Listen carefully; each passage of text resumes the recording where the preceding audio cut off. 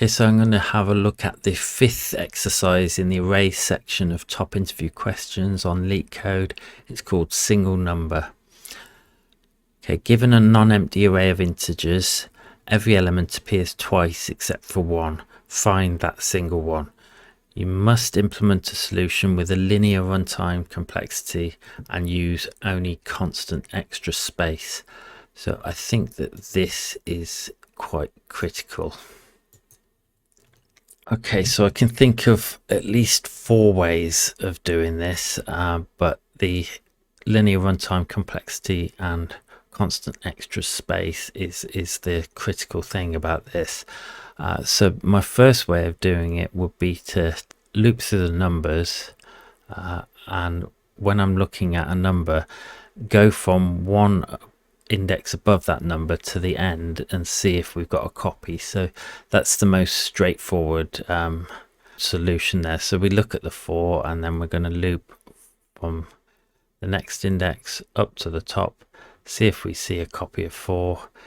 If we do, we have to carry on and look at the 1 and carry on, but if we don't, that's our answer. Now in the case of 4 1 2 1 2, that would find the answer quite quickly, but if the single number was towards the end of the array, we're going to have a loop within a loop and our runtime complexity is not going to be linear, so that's not going to fulfill these requirements.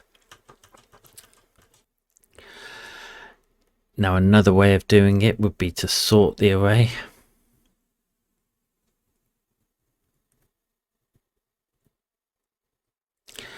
And then we could loop through every other value. And we could look at the value we're looking at and the one at that index plus 1. If they're the same, we carry on with our loop. If they're different, then we know that the first value is our answer. Now this is again not going to be linear runtime complexity because the sort is going to take some time. Now a third solution, which is going to be linear runtime complexity, would be to have a hash set. And when we see a number, we're going to loop through once, see the number, we're going to look in our hash set. If the number is in there, we'll remove it, but if it's not in there, we'll put it in there. So we see the 4, we'll put it into a hash set. We then see the 1, we put it into a hash set. See the 2, we put it in. We see the 1, it's in there, so we take it out. We see the 2, it's in there, so we take it out. And there's our answer.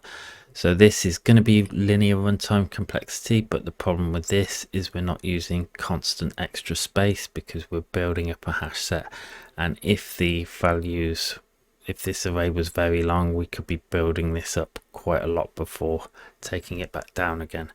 So none of these methods so far fulfill these requirements.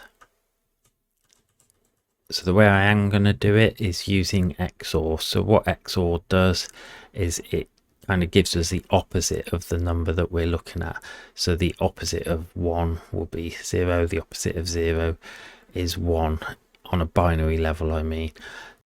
So if we look at the logic for OR, if we give OR 2 inputs of 0, we end up with 0. If we give it a 1, 0 as an input, either way round, we end up with 1. And if we give it 2 1s, we end up with 1.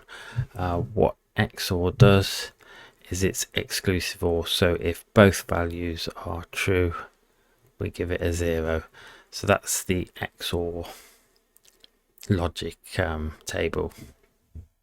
And if we look at what that does on a binary level to our values, so these values on the binary level are 4, which is 1 0 0, 1, which is 0 0 1, 2, which is 0 1 0, 1, which is 0 0 1, and 2, which is 0 1 0. If we exclusively OR these, so first we'll look at the 4, exclusive OR with 0, will give us 1 0 0. Then if we exclusive or 1 0 0 with 0 0 1, we'll end up with 1 0 1. Then with that we'll end up with 1 1 1. Then with the 1, this one and this one will cancel out and give us 1 1 0, and then 0 1 0. That one and that one will cancel out and we'll end up with 1 0 0, and that's our answer, which is 4. So that's the way I'm going to do it, and that's going to be linear runtime complexity and constant extra space. So let's implement that.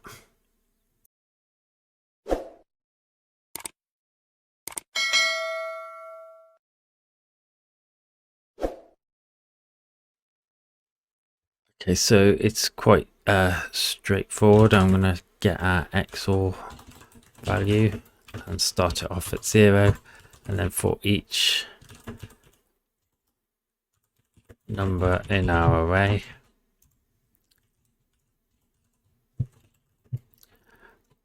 I'm going to say XOR value, XOR equals the num. So that's normal Java syntax. That is the equivalent of saying XOR value equals XOR value XOR num. And that's it. We just return XOR value. So let's just check and see that that works.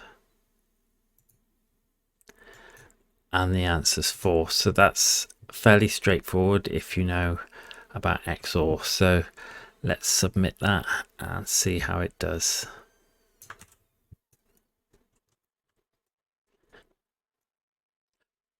Okay, so as I would expect, we've got a pretty quick runtime there because we're just looping through the array once.